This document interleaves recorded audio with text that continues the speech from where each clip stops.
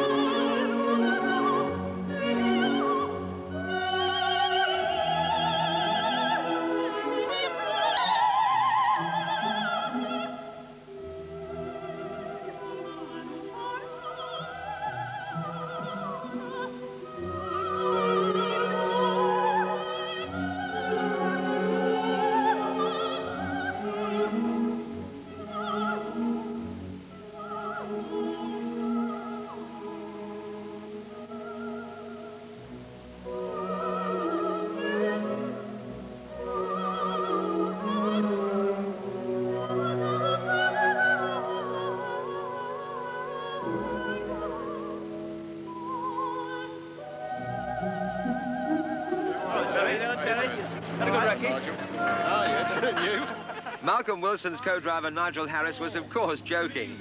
Wreckies are strictly forbidden on all 3 mainland events of the Open Championship, which arguably leaves foreigners like Mechelle at something of a disadvantage. Toyota's Swedish star Per Eklund at least has a British co-driver, and Dave Whittock is busy here helping Per tackle the first special stage in Cardiff's Bute Park. Scotsman Jimmy McRae also uses an English co-driver, which could be considered something of a disadvantage in Wales. Returning to his familiar Group A Toyota Corrola GT after debuting the much larger Supra on the circuit of Ireland, Eklund is on his first run over Epynt's military ranges at the infamous Four Ways Bridge, which has already witnessed the demise of the rally's course opening car. Eklund is here being overhauled by McRae's more powerful Group B Opel. After his Irish disappointment, McRae's teammate Brookes is quietly determined to get his revenge on this one. And keen to put his Irish disappointment behind him, first-round winner Malcolm Wilson heads for fastest time here in Bute Park. While on Epynt, Terry Cavy's Nissan traverses territory that's familiar to the majority of British rally drivers, particularly Welshman and birthday boy David Llewellyn, who with his English co-driver Phil Short is immediately on the pace in his Audi Quattro. Second in the championship, Irishman Berty in his Opel Manta is destined for a short and fraught event. A misfire here on Epynt spells doom. At last, an all-English combination. Tony Pond, Rob Arthur and the Rover Vitesse. And now a French Peugeot, a Finnish driver, and yes, a British co-driver. Sundstrom and White in the Group A 205. Phil Collins has made Epynt something of a speciality in recent years, and with 270 horsepower, he's had little trouble in overhauling Hoglin's 140 horsepower Skoda 130. And now enter stage left, an astonishing combination set to stretch the imagination. A Yorkshire Lord and an Audi Quattro. Take a bow, Chris.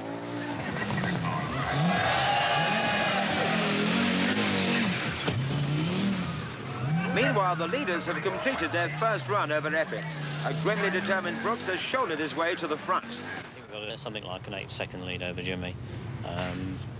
I think it's useful for us to try and pull out as much time as we can on the tarmac Epynt stages, because it's going to be very, very difficult to beat the Quattros in the forest, and the real big joker at the moment is dust. Mechelle will have a clear road. If the wind dies down this evening, it's going to be very, very difficult for the cars following it. Escardafith hill climb and Michelle Mouton and an Italian co-driver Fabrizio Pons are trying hard to regain lost time now that the Quattro is back on gravel. With forceful driving, Brookes just retains his advantage. Although his teammate McRae steals back 3 seconds here. Spectacular and second fastest at Escardafith, Wilson's Dunlop shot Audi lies in 3rd place. Back on the ranges once more, and Brookes' steely commitment and vast experience are obvious. His lead stretches to 19 seconds. Michelle Mouton's down-on-powered engine is compounding the Quattro's tarmac disadvantage. He's down in 7th place.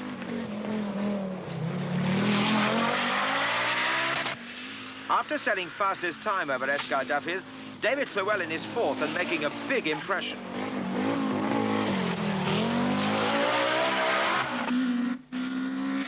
Having repaired a faulty distributor between special stages, Terry Caby's Nissan 240 RS is back in the hunt.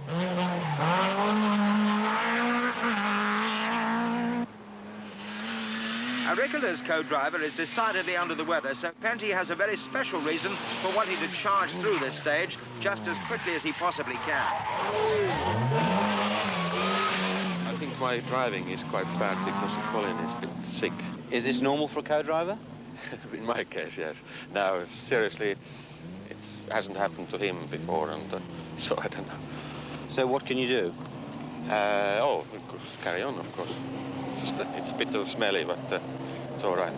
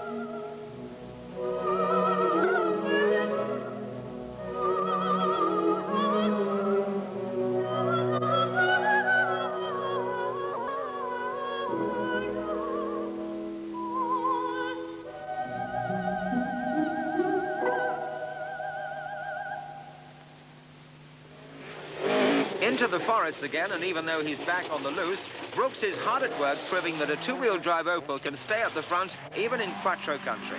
He sets a superb fastest time over 21 miles of Heffron Forest. Stuck in 2nd gear for over half that mileage, a worried Wilson drops 1.5 minutes. While McRae drops a further 11 seconds behind Brookes.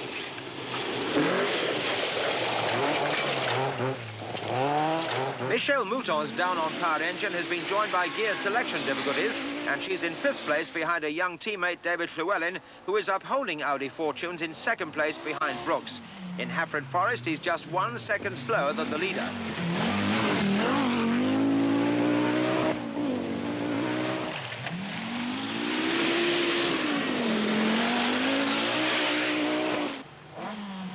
Behind this intense battle raging between Mantas and Quattros, Terry Caby's Nissan is in 6th place, just ahead of Tony Pond's Computer Vision Rover, which is comfortably leading Group A, despite numerous minor problems. Hurling the diminutive Peugeot downhill to great effect is Michael Sundström. He's 11th overall and leading Eklund in the Duckham's Toyota, which has lost almost 3 minutes with a puncture in Heffron Forest. Sadly for Per, it won't be his last.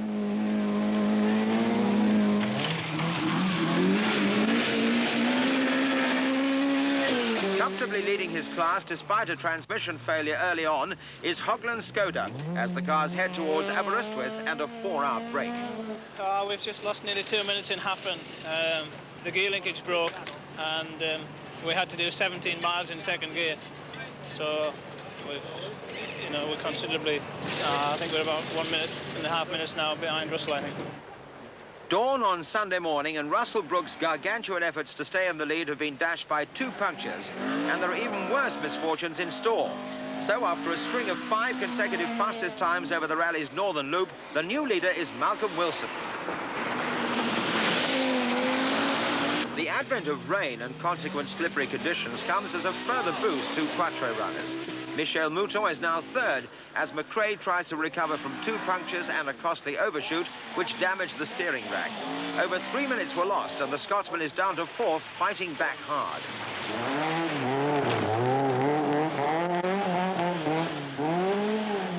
Tony Pond is now 5th, a full 5 minutes ahead of his nearest Group A rival. The big rover being nursed through the forest with obvious care.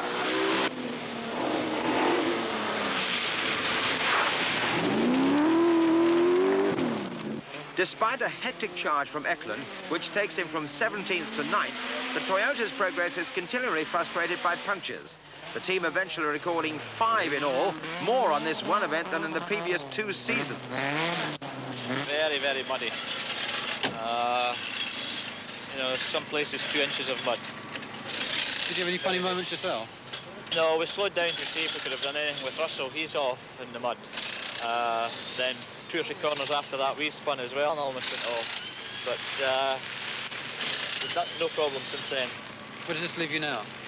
I think we're third, just a few seconds behind Mechelle. But she's taking time out just now, the stage has been so muddy. Brookes' retirement puts David Llewellyn back up to 4th place. The talented Welshman had initially dropped to 7th spot after losing 4 minutes on the 13-mile Derby stage with an electronics failure. And his charge back up the field takes him past Pond, who remains a secure and untroubled 5th.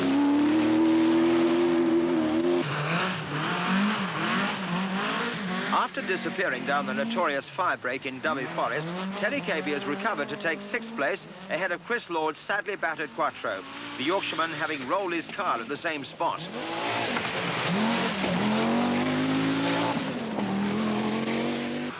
Finishing in 8th place and second in Group A are Michael Sundstrom and Paul White in the Peugeot 205 GTI, a great result. Final stage action at Pembrey near Swansea. Malcolm Wilson's lead has stretched to almost 4 minutes, and he's second fastest here despite a spin. But there's last-minute drama for Mechelle Mounton. She's clipped a corner, and the punctured tyre is in the process of peeling off the rim. Happily, she's able to finish her first such experience for over a year. Terry Cabey manages to miss both her and her tyre.